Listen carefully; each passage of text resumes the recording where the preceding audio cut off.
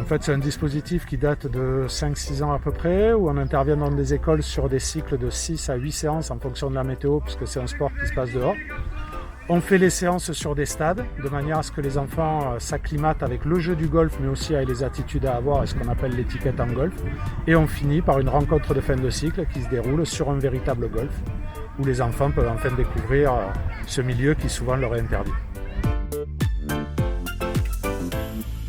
Alors sur les 6 séances, la plupart du temps, on répartit sur le stade 3 zones. Une zone vraiment de jeu qu'on essaye de représenter comme un véritable parcours de golf avec bien sûr de l'imaginaire puisqu'on est sur un stade avec des parties qui représentent du sable, des parties qui représentent de l'eau et 2 ateliers où les enfants apprennent à contacter la balle parce que c'est souvent ce qui leur fait peur et la difficulté du golf et aussi à doser leur force.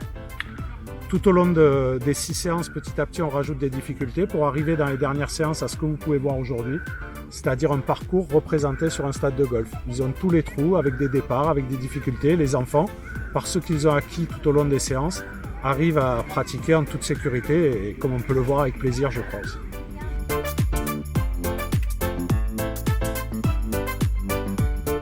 En fait, je pense qu'il y a 2 niveaux.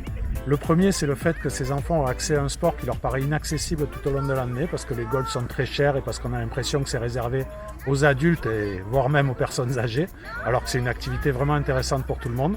Et nous, ce qu'on en retire, et c'est ce que les professeurs nous amènent en retour, c'est que les enfants arrivent à rester concentrés sur une longue période, puisqu'aujourd'hui nous sommes sur une séance d'1h30.